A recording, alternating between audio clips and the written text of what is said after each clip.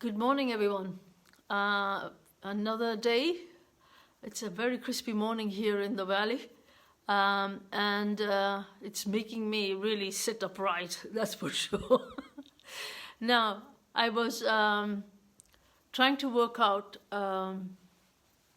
what is the power of the Gita. And this morning, when I was reflecting on that, and you might say, well, why are you reflecting on that?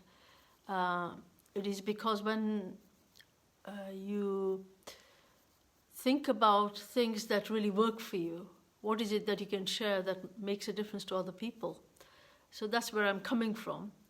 And I read the Gita and chant it almost every day. And it brought me to a clarity about a story a story about a grandfather and his grandson who live by the mountainside, and there's by a river.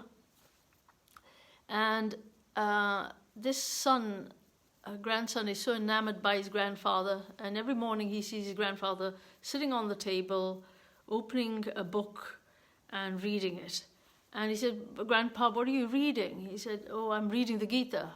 So he said, "Okay, I want a Gita too." And so he's given one, and he also wants to read like Grandpa does because he loves his grandpa so much. And so, of course, he reads it and then puts it away. I said, "Grandpa, I don't see, what do you get out of it?" He said, "Every time I read it, I don't understand it. And then when I've closed it, I can't remember it." So Grandpa said, "Oh, I see, okay." He said, "Do me a favor, once I tell you why it's so important." He said, "Do me a favor." He said, he's stoking the fire, and he gives him the coal basket. And he says, which has got no coal in it, but an empty basket. And he says, "Tell you what, why don't you go down to the stream and fill it up with water and quickly bring the water to me?" And so this boy takes this basket, goes to the stream, tries to fill it, and then he runs up. And as he's running, he can see that the water is dripping, and he just takes it to the father, and he says, "But grandfather," and says, "Granddad, this basket not holding much." He said, "You're not trying hard enough." He said, "You just go down the stream again and run faster." And so this little boy runs down and collects some more water and runs up again, and lo and behold, there is no water there. And can't believe it. He says, grandfather says, "You're not really trying hard enough. You need to get more." And then he goes again and has another try at collecting this water with this basket. And he said, "Granddad, this basket doesn't hold water." By the time he gets to the granddad, he's just frustrated. He said, "I've done nothing. I've not been able to bring you water." He said, No, but you have done something. Have a look at that coal basket." And when he looks at it, the basket is clean.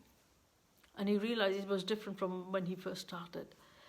And he says, this is what the Gita can do for you. It can clear your body, your mind, and your intellect. That's the power of the Gita.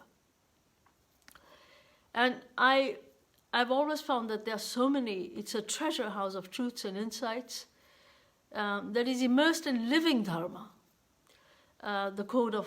And living dharma meaning the code of harmony and the order which is also within you and creation.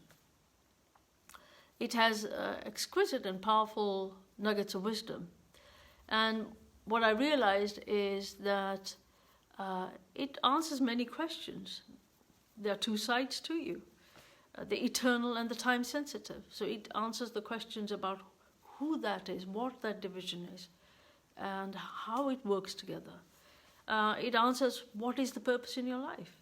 It answers the questions of what attachments can do to you and how to be with attachments. It's not you can't totally not attach, but how can you attach in a way that it doesn't compromise your life? How can you plug into the holographic field? So my friends, this is what the Gita can do for you.